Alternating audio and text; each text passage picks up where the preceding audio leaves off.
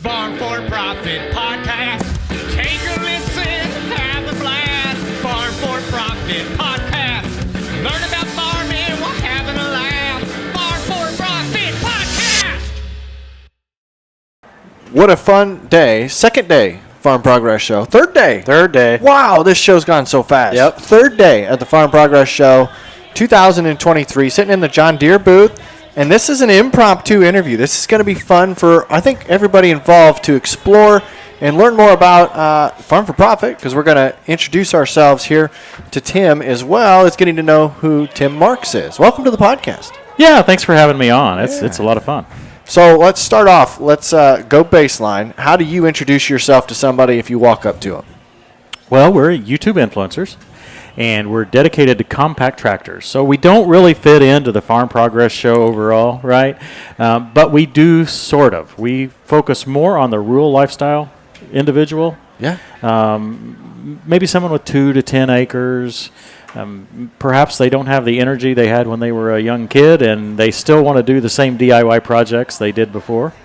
And they found that these little tractors can help them still achieve those same goals, even when they get in their 60s, 70s, even 80s. So little is kind of like a variable word. Are you talking like 25 horse tractor? Are you talking like 100 horse tractor? Because Corey, what's your little tractor?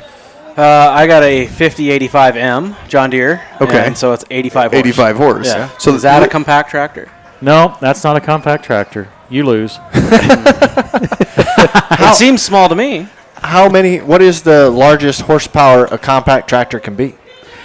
Well, I don't know that there's a limit. After all, Deere just increased it right outside the booth here today. They've got a 75 horsepower 4 Series. Really in the Deere line, it would be the 4 Series, and the Kubota line, it would be like the Grand L's of that size. So typically 60 to 75 horsepower. Okay. Some people consider the 5E class of Deere still kind of fitting in that, mainly because of the price. I mean, it's a very cost competitive tractor, so it gets you a little bit more horsepower with Do you get down to like mowers? the 1 Series. 1 Series. So the 1025R, when overall I would say the sales, what we see is that the bulk of them are focused on that 1 Series. So a little bit further behind the scenes on what we do is we try to figure out what we can make work on a 1 Series, right? We try to make that tractor stretch up to do bigger tasks than what it really ought to be doing. Oh, really? Yeah, because the sales of the 1 Series or other subcompact tractors are probably about tenfold the size of the next size up, right? The only exception to that would be the 25 horsepower machine that's got a larger frame. In the Deere line would be like the 3025E, right? It's a big seller as well. So folks can stay significantly less cost because of the DPF requirements when you get above 25 horsepower. I see. But you'll find the 1025R and 1023E appeal to homeowners that really went in to shop for a large garden tractor. Yeah. Okay, so they went in to look at, they always kind of wanted a tractor, and they thought maybe one of these Deere X500s or X700 garden tractors would be just what they need. And they get in there, and the first thing the salesperson says is, well, I could get you into a 1 Series, which would get you a loader for about the same price. 3-point, rototiller, all kinds of options. PTO, yeah, you got a lot of stuff. Yeah, and given that the mower deck is, you can just back off of it or drive on it without even connecting the PTO shaft and everything, it's the ultimate transformer toy. These are probably all hydrostat then as well. They're all hydrostatic It's a drive. forward go, backward, Yeah, Okay. it's easy enough that anyone can drive it. Yep. You can have a 5-year-old can drive it and drive it safely. Gotcha. Okay, I don't want to get too far into that because I still want to go back to, you said that you're a YouTube creator. What's your YouTube channel? Our YouTube channel is called Tractor Time with Tim. Oh, so with you, Tractor Time with you. And it was named by my daughter. Kind of a derogatory term, actually. She was a 16 or 17 at the time, and she would say, "Oh, it's time for some more tractor time with him." Is this a spin-off of Tim the Toolman Taylor? There's a little of that, and I think the whole Binford 3000 model kind of is what it looks like, when they say this is what you should do with a small tractor, this is what we're going to try to do with That's cool. That's exactly right. That's like the most American manly thing to do. Like, we can do so much more than that. Exactly right. We need the guy over the fence now. Like, Wilson. We could become that. We could be Farm for Profit over the fence. you want to see our face face. What are just you see doing our eyes. over You really are stretching the profitability. What kind of tractor you got there, The Tim? weight limit on that's only 1,000 pounds. How'd you get that tractor up on top of that pile of rock? That is, I just had a vision of the Jeep commercials, where they park a Jeep anywhere. Yeah. You're going to start parking 1025s just on Yeah. that snowbank, up on that pile of rock. And you need a sticker. Yeah, it's a deer thing. We do try to have a lot of fun with it. I mean, because it is for our audience, for the people that actually buy these tractors, they're not buying them for profit. So we should just end the podcast right here. This is not no. No, this is the show's Farm called for Fun. This is our Farming for Fun series, I so love it fits that. right in. That's right. What was I saying? Profit behind the fence? Nah, we're going to be farm for fun behind the fence. I love that. So how did you get into YouTube? Was that your daughter just making fun then, or was it you decided like I like tractors so much that I want to do this? Yeah, well, there's a lot of background there. If you humor me for a little bit, I'll go into a little more background. I was a software developer. Okay. And I left the family farm, went to college, University of Illinois, and became a software engineer. The family farm, I'm still close to it. My family farm's about 2,500 acres, somewhere in there. And so there just wasn't enough land really to go around. It's southern Illinois land, not as productive as perhaps in central Iowa. And so I had the interest in software. So I went off to do that. And after about 25 years, it began to wear on me. So I got quite tired of it. And Christy wouldn't... Christy's your wife? my wife, and I asked her, I said, I want to get a tractor. And she says, well, you don't need a tractor. You have 4/10 of an acre. And I said, yeah, you're right. But I also said, well, that's fine. Then I can go get a Corvette and a young blonde babe, and that'll take care of my... She said, "Go get your tractor. Go get your tractor. Get whatever you want." And so that's what we did. Well, we got the tractor out there. Both of my parents, my in-laws, both farmers, farm families, and they thought the little toy tractor that we had, the 1 Series, was a hoot. So we published these videos because they were in their 80s, and they didn't have, they telling them to subscribe or telling them to, I was scared to death, it's like, how in the world am I going to get them to be able to see them? Just send a link and hope. So we made them public. We had no concept of YouTube. Okay. We saw 50 views. We saw 100 views. We're like, hold it. That's Grandma likes her granddaughter, but did she really watch it 100 times? Yeah. And then someone left a comment. And it wasn't Grandma. And that's how it grew. And then someone sent us an attachment to try, and by that time we're beginning to think, hey, this might be something that would be fun. And so I monetized the channel. Back then you didn't have the 1,000 subscriber minimum limit. Okay. What year is this? This would have been 2015. Okay. And so I monetized the channel. It took several weeks to get through all the paperwork because I wasn't very serious about it. And I came home from work one day. And I'm telling my ladies, my wife and my daughter, we made a nickel. Yeah, we made a nickel today. This is a gold mine, And they're like, oh. It's working while we're sleeping, huh? So then the goal was, could we make $1 a day? Okay.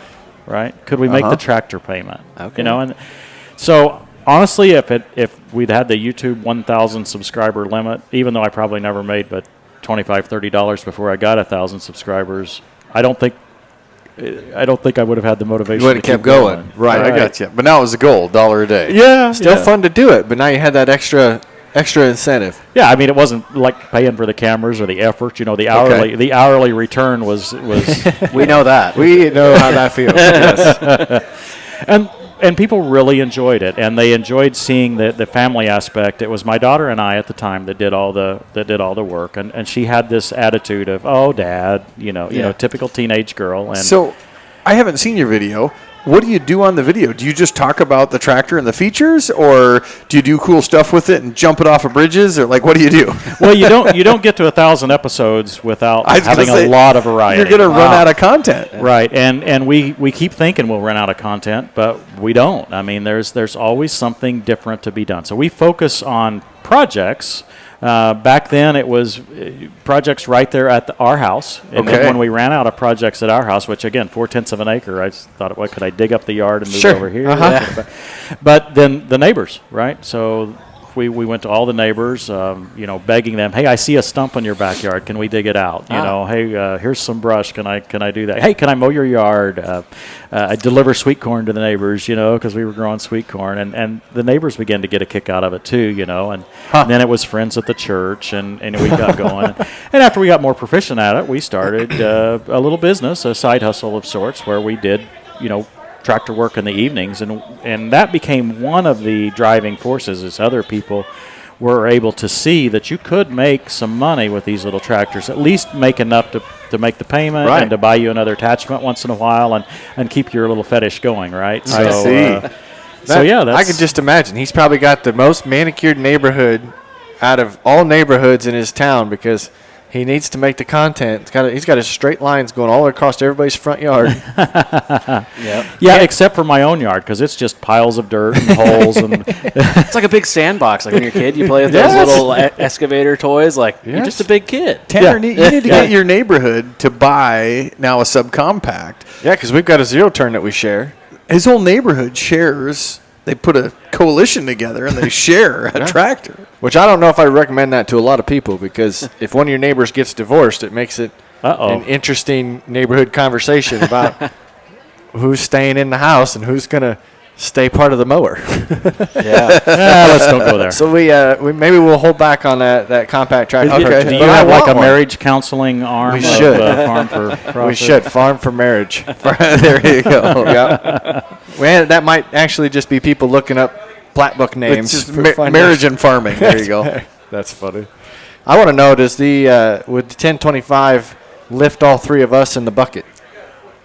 If we all stood in there, could you pick Why up did you Farm look at for me? Profit? Yes. I didn't look at you. No.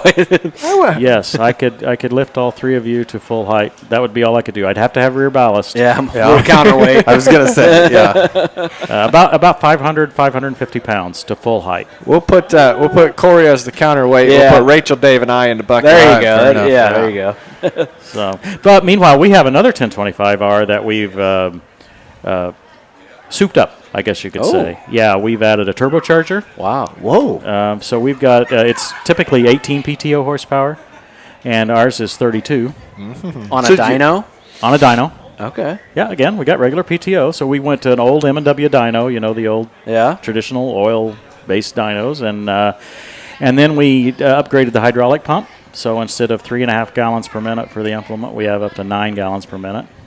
And there's just several other increased oil cooler to cool all that. Dang. And can you chip a tractor? A small tractor? You don't need to the below 25 horsepower ones because they don't turn a screw probably. They're the old-fashioned turn a screw. Aha. So is there tractor pulls for that size of tractor? There are. I don't think doing it with the hydrostatic would make sense, but we worked with Area Diesel Service, and you may have heard of them in Central Illinois, and they said they thought they could get 200 horsepower out of that little engine. I said for how long, and they just kind of laughed. But they thought they could get that, and they thought they could get into the 90s and maybe make it stay running. You could pull a 16-foot batwing if you could get down to a 540 PTO. I have a 12-foot Woods turf batwing. Do you really? And I have pulled it with my 1025R with that one. I also added auto steer, a third-party auto steer. So I mowed my yard with auto steer with my 12-foot. We've got a video on that. That's it's cool. just to show extreme, right? I mean, that's what's possible. What's possible, even if it's crazy. Yeah. Well, and the number one thing everybody likes is driving tractors. So, yeah, it's mesmerizing. I mean, people really enjoy it. So your audience that watches, like, is it? You mentioned grandma and her daughter, but is it 70-year-old guys that want a new mower to make their lawn better, or is it kids that want to start a lawn mowing business? Like, who's your demographic that watches the YouTube channel? Both. I would say that the biggest demographic is the 45 to 80-year-old guy who's got enough money to be dangerous and losing energy and moved out to the country and wants to just enjoy and do that. That's the number one demographic. Probably number two would be landscapers, maybe professional landscapers looking to branch out from their zero turns and maybe get into a little bit different. we have a lot of young people that are fans. We don't gear our content toward young people, and I think a lot of them sort of enjoy that, right? Yeah. They get tired. You guys probably have kids, but my daughter never enjoyed kid content. She enjoyed a little deeper content. It's family friendly. There's no bad language, no innuendo. We don't go down that path at all. Yep. It's something our viewers brag on that. They say they don't have to worry about their sons or daughters when they hear my voice. So I'm proud of that. That is proud. Yeah, that's something to be proud of. We try to do a lot of that on the podcast, but I can't say it's 100% of the time successful. Staying that clean. That's really cool. Is your daughter still? She was part of the first one. She was for the first couple of years. Then of course she moved on. She just somehow didn't get that. Because what was her name? Her name is Catriel. It's a unique name. Tractor time with Catriel would be a little bit more difficult. Yeah, it didn't kind of work out for her. So she's got a master's degree now from Johns Hopkins, and she's working for the USDA Foreign Ag Service. Oh, actually just started with them, and so she likes trade, third world agriculture trade. She thinks that a lot of the third world countries could benefit from some better infrastructure, some better trade arrangements, and there's a lot of corrupt governments, and solving that by just sending them money is not going to work. And so she's convinced that there's a better way. Okay. Probably sending them souped up 1025s. We actually worked with a mission in Honduras. There's some videos this spring. We have a 1025R we've sent to Honduras. Oh, that is so cool. Now, truth be told, they need a large dozer instead of a 1025R. But hey, I proved that we can get by. It's better than a shovel. It's better, and actually, in one of the videos, we come up there with a 1025R, and there's 4 guys with pickaxes working, trying to get a mudslide off of a road. And we start in there with that 1025, and they're still picking. And then they finally look around and they go, no. They just step back, and we make a road with a 1025R. And, yeah, it's overdoing it. But, for a mission organization to be able to get a machine for less than $20,000 and be able to accomplish larger-than-life goals, you might say. Yeah. I mean, it really is amazing. I didn't know what to expect from this conversation, but I'm already having a lot of fun. It is. I want to. So you started in 2015, right? Yeah. You made a nickel. You're obviously still doing it now in 2023. Give us the path along. Like, when did you make more than a nickel? How many followers do you have now, or subscribers? I guess it would be on YouTube. Subscribers, about 220,000. Okay. Nice. Yeah, almost 100 million views. So Wow. we're right at 100 million views. Congratulations. We had our first 100,000 views in like November of 2015. And we were going to have a family party for it, and we had to delay it 2 or 3 weeks, and by then we had 200,000 views. So, we began to grow pretty quick. Mm-hmm. My wife, I got to a point where we were around 25,000 subscribers where I just didn't feel like I could do it anymore. I mean, I had to still do my day job and everything. My wife said, well, why don't I quit? I can edit the videos and maybe take that over. So sure enough, that's what she did. She's out there. Yeah. And she started, I believe, 2017 is when she quit her job. We never missed that income. She improved the quality of our videos enough so that it more than made up for her salary. And then in 2019, I quit my job. So I've been full time for 4 years. So 8 years total. 6 for her, 4 for me full time. How important was it to be? So you were already a techie person before you started this. Can anybody do a YouTube channel, or do you got to be somewhat techie? I mean, even editing videos and Premiere, Adobe or anything, did that help?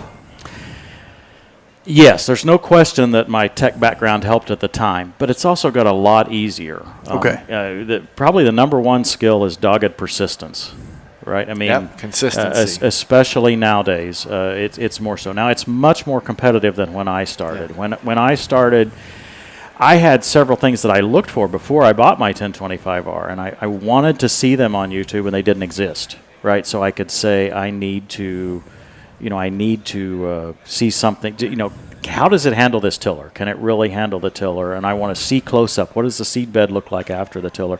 None of that existed. There were like 3 videos with a 1 series and a tiller, and I watched those over and over. And I thought, well, I can do. So then those first probably 50 videos were, this is what I would want to see if I were showing my 1025 or looking, and that helped to get started. A lot of folks say that some of our original videos are some of their favorites, even though we edited none of them. Yeah. They were straight off the camera. Whatever Yep. the camera captured, we uploaded. Yeah. We always threaten ourselves to go back and listen to some of our first shows. And I haven't gotten myself to do it. I have a feeling I'd just be so frustrated wanting to go re-edit that audio again Right. and polish it up, but you got to leave it. That's part of growing with a following. You do, and people, if folks are interested in seeing our old episodes, the first 100 are numbered. #1, #2. Yeah. After that, we stopped numbering them, but that gives you a chance to know just, Okay. if you want to see those original. It just makes so much sense because how many people go, instead of pulling out the manual now to figure something out, you go to YouTube University. Right here. And figure what kind of filter do I need? What kind of attachments can I put on this? What were we doing when we set up here? We were looking something up. We were trying to figure out why something wasn't working when That we set cable. our equipment up. Yeah, it was the audio cable. Yep. Huh. Yeah, there's probably several tiers, right? I mean, you watch the TikTok or YouTube videos to see cat videos or whatever. That's your first tier. The second tier is, how do I fix this? How do I fix my tractor, my washing machine, whatever? To me, the next tier and where it becomes interesting is where people say, I enjoy watching what this entity, what this guy does. I want to see what he's doing tomorrow. I want to see what he does the next day. And you kind of begin to follow what's going on. And that's what happens, like with Zach with Millennial Farmer. You know, people aren't watching him to learn how to fix his equipment, right? They're watching him for the entertainment of What's it. the right? next adventure? What's the next adventure? Exactly. Almost vicariously living through him. So. Yeah. So how often do you post? Is it weekly, daily? We post twice a week. Okay. We've in prior years we've posted 3 times a week. It just got more than we could handle. For one thing, we're putting a little more into each episode than what we used to. We don't just pick up a camera and whatever comes around. You know, we try to put some thought into each episode and make it valuable for the viewers. We realize that we're wasting their time. You know, and I mean, time is valuable. If it's not the best we can do, then we should just hold off. Can I ask a personal question? How old are you? I am 57. So when I think of social influencer, does anybody in your 50-year-old age group, do they be like, you're what? Well, do you get that? We get that all the I mean, time, I'm the yeah. old guy on our podcast, and people are like, you do what? You know. Yeah, and of course, anytime I introduce myself to someone and we say what we do, I always laugh and I say, that doesn't look like me, does it? You know, especially when my wife and I are there, we just look like your plain old American couple. Yeah, right? correct. And, I just love your wife. This whole time she's been sitting over there just nodding along with your answers. So far she's approving. She's probably heard this before, huh? Yeah. She's probably heard a lot of this. In fact, maybe she sourced a lot of this. She does all the work. I take all the credit. That's the there you division. go. I got one of those. Yeah. Division of labor. Yeah. That's great. We do like to play games with our guests. Kind of breaks up the conversation, gives us a little You bit. didn't tell me about this part. We did not. Nope. And called a hook. we play a myriad. It's called a hook. Yes. We play a myriad of different games. Sometimes we play one that is geography related. We like to look up where some of our listeners come from and make you guess what state they're in. Sometimes we play a word association game where we say a word, you say what comes to your mind right away. But with you, we're going to play the 5-second rule. Okay. Do you know what the 5-second rule is? Oh, absolutely. Yeah. So we're all farm kids. We all have an ag background. So maybe the 5-second rule gets stretched for us, and these guys are going to play right along with you. So, would you pick something up off the floor in your kitchen and eat it? 5-second rule. Absolutely. Okay. Yeah. You guys? Yes. Okay. Would you do that in your office? Yes. Okay. Might be different for Corey. Well, you got an office in your basement now. I was thinking maybe the office. I was in your thinking my shop. hog office, and I was probably thinking no. Dave, your office? Yes. Yeah, I've done that in Dave's office. Yes. Maybe I shouldn't admit to that. Okay, so what about dropped on the floor in the horse barn at the fair, state fair? No. Okay. No. My dad said that if he lost his gum in the chicken house, he found it 3 times. Think about that. Think about It took a little bit. It took a little bit for it to come around. Mm-hmm. Dave, would you cattle barn at the fair? No. Really, you haven't dropped food, picked it back up? It doesn't have to be like a sucker or something. Yeah, I think it's food specific. You know, like if you drop some peanuts on the ground or something, you can pick peanut up, blow it off, you're good to go. But if it was like ice cream cone, no. Yeah.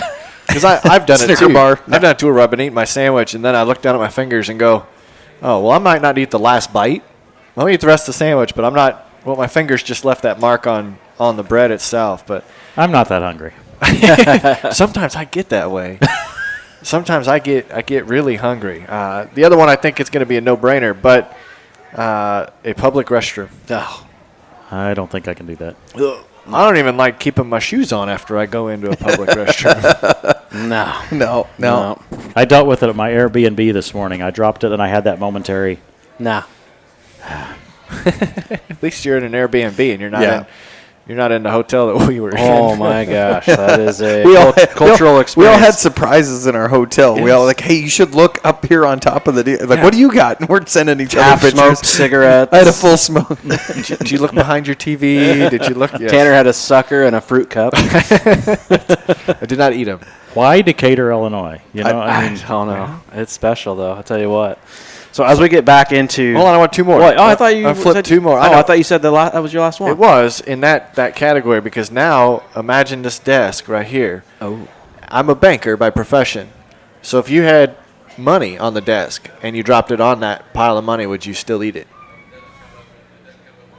would I eat the money? No, the food. The food. If the surface of your desk, you had money. Yeah. Oh, No. money is one of the most It is. disgusting things. Yeah, Oh, it's been in a lot of places. So ignorance is bliss, guys. that's fair. Yeah, Sorry, yeah, I'm with you. Ruin that one. I'd eat it. It'd probably just help your immune system. That's true. That's true. COVID It's what? not quite like licking a doorknob, but close enough. Okay, that was the last one I had. Okay. Now you can move on. I want to say Thanks for as playing. we got so now we're here. We're 2023, and you're full time. Are you still just taking the monetization from YouTube, or do you have like other brand partnerships, or how does that work? Yeah, we get the bulk of our revenue from other brand partnerships. Okay. Yeah, and that's the enjoyable part, to be honest. The YouTube aspect, in some ways, I wish we didn't have to deal with YouTube. Right? Yeah. There's a stigma there that I wish we didn't have to deal with. But it is a joy to work in the capitalistic system, I suppose, when it works well. We named one of our early partners called Edge Tamers, and they were it's a steel edge on the bottom of a loader bucket to keep you from gouging, and it helps you with snow removal. You sound like you I know have that seen them, product. yeah, and I feel like I've seen those on snow pushers. Yeah, Yep. potentially, yeah. You had a snow removal business. Yep. And so these edge tamers, they allow your bucket to go along on a rock surface or something, and they keep you from gouging in. They just have a little upward tilt. Well, a couple of brothers invented them, and they both worked full-time jobs. We had just introduced them on our website because I saw them, and I thought, hey, that sounds like a good idea. So they called me, and they said, hey, we're getting some hits from your website. Just want to thank you. And I said, well, would you want to work with us early on? We did a video on them in August, and we went out across our yard and our neighbor's yard, and we saw that not only did it not go into the sod, leaves from our maple trees were bubbling up into the bucket. And we're like, well, I never thought they were picking up leaves, and we're like mesmerized by this thing. Not that they were trying to sell it for leaves, but they emailed us within 24 hours, and they said, Tim, whatever you do, do not post another video. And I went, oh, no, what did we do wrong? They said, we are brutally backordered. In August, snow removal stuff, they had no idea. We had no idea what kind of influence that would have. The customer is thrilled. They love the product. They see it as a wonderful value. We're happy because we get a commission on the sale. Within 90 days, one of the two brothers quit his day job and went full-time. Edge Tamers. The company is thrilled. You see what I mean? Because of a Capitalism, when done video. right, Yep. capitalism, when done right, is good for all. Right. Right. It's not the negative thing that they try to teach at college. See, now we have what's working in ag, but we just talk about it. Maybe we should test it. We should be doing our what's working in ag segments and video. I had a similar story. We have a John Deere combine. It was a 9770, and I have a handicapped brother that can't climb up the ladder. And there's an aftermarket mom and pop shop in Macokota, Iowa, that it's called Easy Stairs, and it's literally like the old combine stairs on a old Massey. The Massey that went up. And so it swings out. You can still get in and all that, but so we could get my brother Jake up into the combine, put that on social media, and they're like, "What did you do?" Like literally, like, thank you, but maybe not so much right now because it's just that's not their full-time job. But now they're full-time. They're doing it. It's still they have a bigger warehouse now and doing all this stuff. It's like such a cool thing. And so that's what brings the joy to me. Yeah. And when a partner, when it works, when it works and it works well, it's a thrill. The customer is overjoyed, and it seems odd, right? At first thought that the customer's happy that they've spent money. Well, of course they are. If they've got a product that solves a problem, and so we get probably 75% of our revenue from that approach. And it's the most fun part. Do you guys know the quote? I don't know it. That's what I'm asking. This is going to be good. It's something like invention is the necessity of, and I don't. Necessity is the mother of invention. There we go. Necessity is the mother of invention. Yeah, being a serial entrepreneur myself, I always think, okay, there is something that needs to be made here, but I always thought, like when you go to market with it, like how do you advertise it? And I think that game has changed big time. Like how do we advertise our new thing? And I think guys that use it. I appreciate you sharing that, though, because I think a lot of people think they're just going to get on YouTube, they're going to get 1 million followers, they're going to get a bunch of views, and they'll just make it off of YouTube. But it's more than that. Yeah. And it's really hard now to start in YouTube. Oh, yeah, we know. Okay, we talked about the skills. The tech skills is one thing, but there's such a broad skill set required, and I don't know that it's trainable. You've got to have the thickest skin in the world. Oh, yeah. And you guys, I'm sure, know from what you're doing with your podcast. Right. The comments are brutal. We know. I mean, because YouTube's not our main channel. It didn't get started until 3 years after the podcast started, and it was just kind of still a second thought, and it's still not. And it's tough. It's a hard place to go. Yeah. My wife hates it anytime somebody comments on Facebook. Like, did you see what that person said? I'm like, yeah, I don't pay attention anymore. But but we feel like we need to watch the comments because we want to interact with the people. Correct. The viewers expect that interaction. And some are constructive. Yes. We listen to our listeners all the time. Most of the topics that we have for interviews are listener suggestions. We did 2 yesterday focused on young farmers and advice others had for getting into farming. Mm-hmm. That was probably over 100 emails of young farmers asking those questions. Do you have an episode? Do you have someone we should talk to? And that's the other rewarding part for what we've got going on. So do you ever get comments and somebody's like, that bucket won't lift that loader doesn't do that? I always want to prove them wrong. So I was like, quick, let's go make another video just to prove them wrong and show them that. Do you have prove them wrong videos? Well, we don't. Maybe we would get more views if we title it like that, but we do those types of videos. We put the weight in the bucket and we show it and we prove it because we get tired of people saying my tractor will lift double this or half this or whatever. And so, we do that. You're right. One thing that's difficult on the comments is you could have 400 comments. I could have 400 comments that just are saying, Tim, we really like what you're doing. We really appreciate it. One negative comment, and I can ask my wife, what do I focus on for the next 2 days? It's can be really difficult. So how do you handle it? Right. Do you just leave it be? And not give them the time of day? She tells me to leave it be. Yeah. It's a big most of the time I do. But occasionally and every time it's mistaken. If you ever engage one of those, I've tried every possible way. There is not a way to engage that commenter and make a constructive turn on it. Yeah. And if you notice, and I don't know about on YouTube, but we're on like TikTok and Facebook and Instagram and that kind of stuff, and you get a negative comment there, you always go to that page and they have no comment. They're just a troll. They're like, no content themselves. You're better, I've found, in my personal opinion, you're better off just leaving it be and not giving them any clout. My favorite response is if it's a totally absurd comment is I pin it. I pin it to the top. Yeah, let others go after That is them, good. And it works really well. The comments that bother me the most are the ones that have a grain of truth. Okay. The totally absurd comments I laugh off. I don't have any issue. The ones that have some truth to them, right, they hurt. Because I think maybe I am too much of whatever. Maybe I do, Right. Maybe they're right.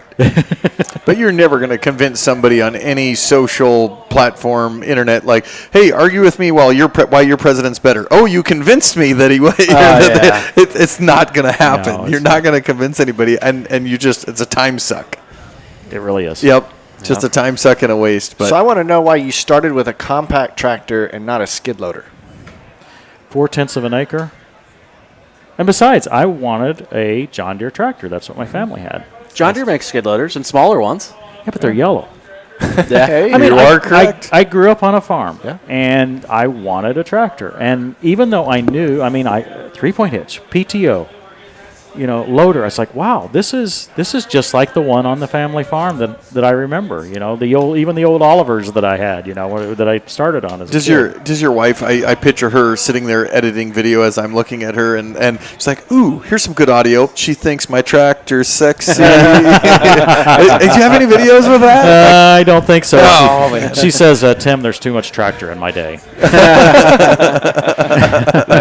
That's funny. I still think you guys have a branding opportunity. When Corey and I were joking about the Jeep collectors and how but they always have the ducks, right? The Jeeps always have ducks. Yeah. You should have little deer. Yeah. Yeah. If you're running little deer, you should have a green and yellow one, and one that has hearts on it, and one that just start a collector series of Tractor Time with Tim deer. Do you think there's a gold key tour for a 1025? Is there any John Deere employees listening? I don't know if they're actually paying attention. Yeah.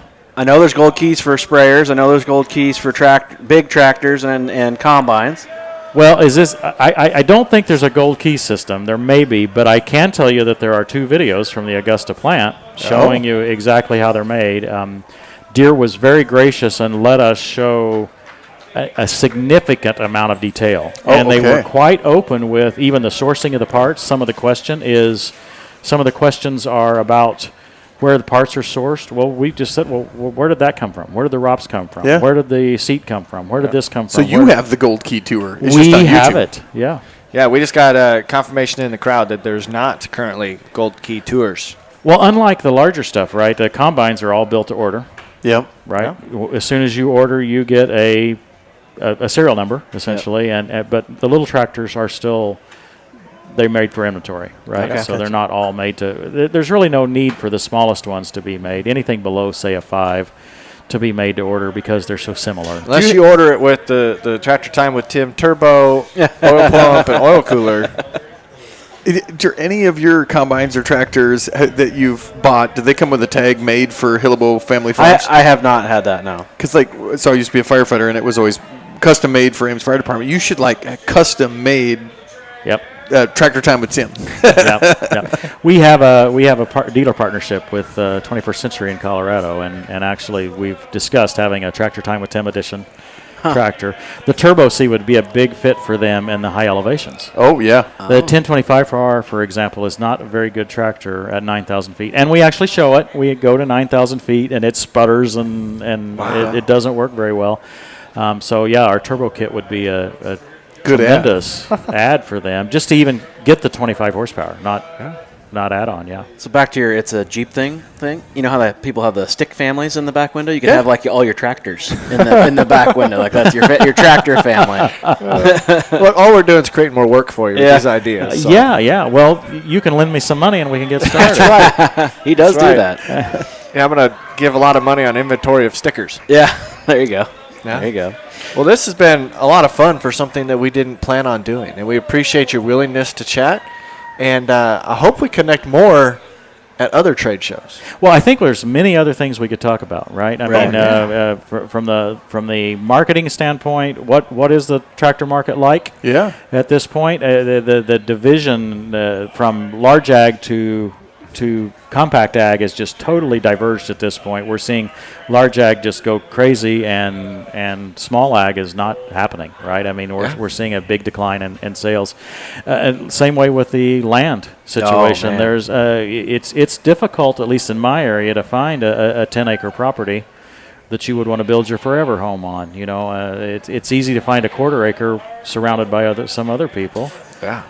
But I think there's a lot of topics that would be interesting to our audience. Every time I sell one, so big equipment like SEP hours, engine hours is crucial to you, Corey, on a combine. Yep. But on small utilities, everybody wants to know: is it a 2008? Was it a 2010? You know, what was the year? Because they put less hours on them. Is there an hour breakdown? Okay, that's worn out.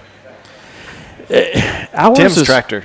Hours are quite unique because, like you say, a lot of them that sell are very low hours. Yeah. I'll get them like 100 hours, and I'm like, wow, they barely even use this thing. But in the small scheme of things, it's you're mowing your lawn. It's not you're running for a full season of harvest. Right. Mowing your lawn is going to be the most hours that you're going to get on about any of them. There's a lot of these tractors sell 100 hours or less. And some people just quickly might say that that's why would anybody sell it with less than 100 hours? People move, right? Health situations change. There's a lot of changes that happen. So they might even buy a brand new tractor and 6 months later move to the city, right, where they just can't use it at all. So there's a lot of reasons why they sell. We don't see very many high-hour tractors in the 1 Series. Now, when we get up to the 3Rs, we see high-hour tractors. In fact, I bought a 3R Series myself that's got 3,600 hours on it. Okay. Accidentally at an auction. Oh, me, I do that. I got this twitch in my arm. Accidentally, she's shaking her head. That's the first no. You got to shake it up and down like this. That was the first no of the entire interview. And the auctioneer, that these auctioneers, they're bad. They're a bad influence. I mean, they catch the littlest twitch in their he arm. says it's good. He's like, yeah. Yeah, no. Yeah. So, but it was a salt tractor. It had been a lot of salt, but it's been a lot of fun. Yeah. We've repaired it a lot. Yeah. It's amazing how many parts are still available from Deere. They're all available, quite frankly, even on a 20-year-old tractor. So, yeah, on those we begin to see higher hours. I really don't know what happens to the 1 Series after 1,000 hours. You don't see very many of go off into this mythical land. Yeah. So the reason for the model year issue is because they're making a lot of small changes to these tractors to make them a little bit easier to maintain. Sometimes it's cost reduction on the manufacturer's part, but most of the time it's something that makes it a little bit easier.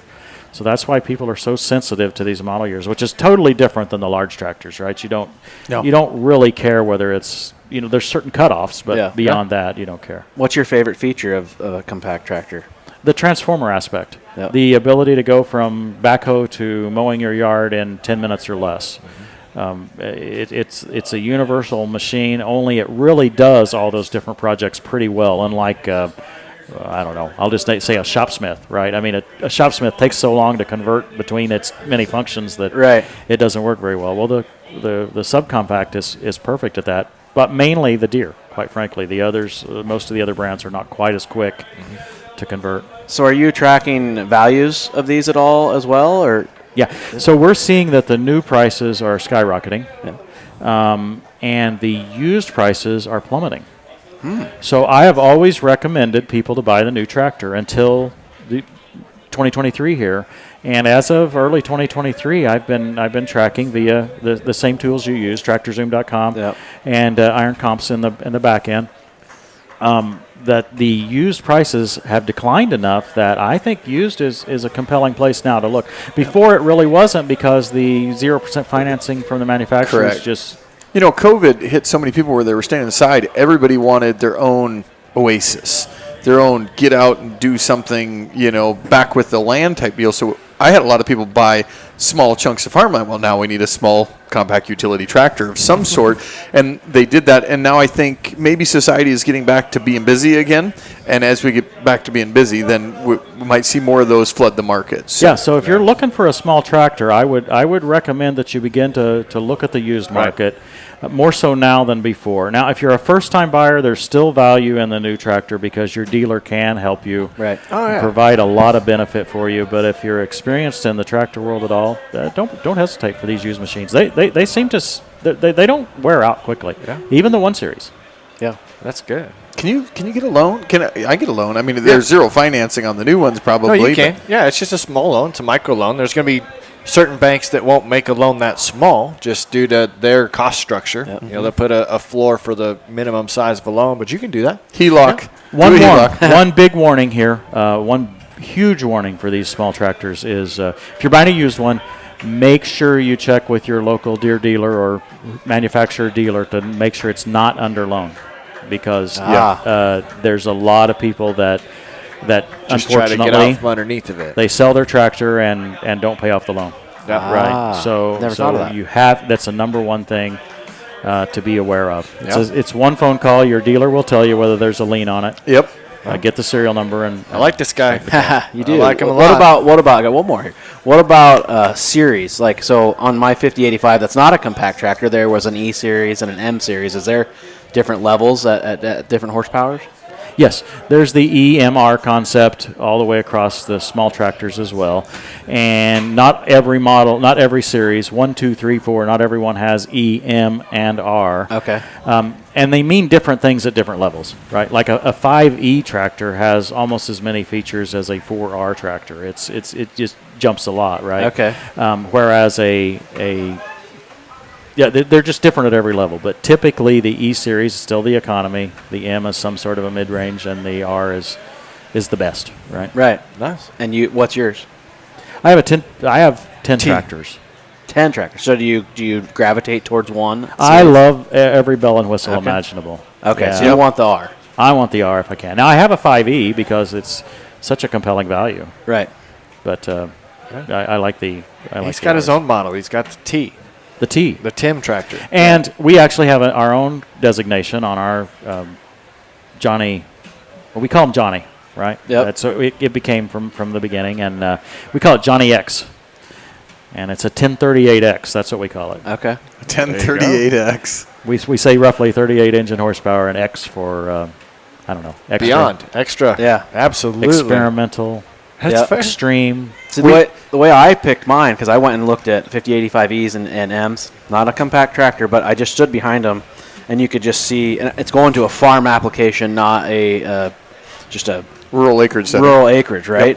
And I looked at the back transfer case and all that, and you could just see the size difference. And Dramatically yeah. different. Yep. Dramatically different. in And the that's how 5 I made Series. my choice. The stuff inside, I mean, honestly, literally, we had it on an auger, and it ran, the first day it ran 8 hours straight, and then the ECM was shot at it. Luckily, it was under warranty still, but Better then than later. then, but then I'm like, man, would the E have done that? Did it have that technology, or, See, and I was looking if the R would upgrade to like more hydraulic pressure, and it Capacity did. Capacity, and- and it did. And so I thought, well, in case I'm going to overwork a smaller rig down the road, could this one be better? And I like features like you as well. So, hey, is this transmission different? Is this display? Is it integrated? Can I auto steer? Can I, et cetera, et cetera? You do have to do some research at the smaller tractors because they get to where their size and capabilities, the numbers overlap. For instance, a 2R, the 2038R will have slightly more capabilities than the 3E. Mm-hmm. Okay. Wow. They're largely the same chassis, but there are a lot more features and the same. So there's some marketing that kind of gets in the way of our logic, right? Of 1, then 2, then 3, then 4. And people need to pay attention to that last letter when they go to sell it, because I get calls and they're like, well, I saw 5 other ones online that are exactly the same. I'm like, number. no, they're not the Yeah. same. They're not even close to the same. Let me tell you why. Yeah. So, yep. Big differences, not as big a differences in the smaller. Right. Have you found in the aftermarket side of things, like your turbochargers, all that, is there anything that you can make it have more capacity? Hydraulic capacity, Yeah. yes. And so the same partner that produces the upgraded hydraulic pump for the 1 Series, 2 Series, and 3E, they also make larger cylinders for the loaders. So maybe if you don't want to splurge for that M or R, you could get an E and then just you want the more capacity. We need John Deere to make puck kits for these small rigs. Maybe they do. What kits? Performance Upgrade kits. upgrade kits, pucks. They're making puck kits for Planters, sprayers and planters. combines. And rather than the people get a whole new planter, hey, I got a bar, I got the main frame that works. You have the main frame that works. How can we upgrade? Yeah, I mean, quite frankly, though, the little 1 Series tractor, it's so handy, it's so nimble, it turns so short. Wouldn't a 50 or 60 horsepower version would be wonderful. I mean, it would just be amazing, especially if we could get 15 gallons a minute of hydraulic. Yeah, there you go. Absolutely. We're back to it. We got it. Well, good. I'm cutting it short. I know we could keep going, but I want to save more for the next one. Yep. Right. So we do ask a question. Every one of our guests gets asked the same one. And it might be a little different for you. It's, what do you enjoy most about working with farmers or about farmers? The quality of the people. I've worked in different industries. Of course, I spent 30 years in the software industry. We've got a golf cart here at the show. We've left the key on it all week. We've left high-priced camera equipment in it all week. If that camera were to fall out, someone would run at a trot to try to get it back to us. If $5 fell out of my pocket, someone would run to give that $5 back. Quality of folks is incredible in the ag industry, above and beyond any place I've ever worked. Well, now that we know the key's in it, we're going to go move our stuff out. We need one. Does anybody commandeer that cart? No, we got keys waiting for us. I've seen them out there. I'll give you a ride for a few bucks. For a few bucks. bucks. That's right. They'll make sure that's clean money for you. Yep. Okay, for our listeners that don't know who you are, how do they find you? TractorTimeWithTim.com. YouTube, Tractor Time with Tim. You just search Tractor Time and you'll already find it. That's our biggest platform. We do Facebook and some Instagram, but mainly YouTube. Long form videos is our number one approach. I love it. I hope that you enjoyed this conversation as much as we did. This was a pleasant surprise to the last day of the show. It's been a lot of fun. It is. Good. Thank you. Corey? This is a fun show, and we have a partner with Busch Light, so I always say, crack a Busch Light, you deserve it.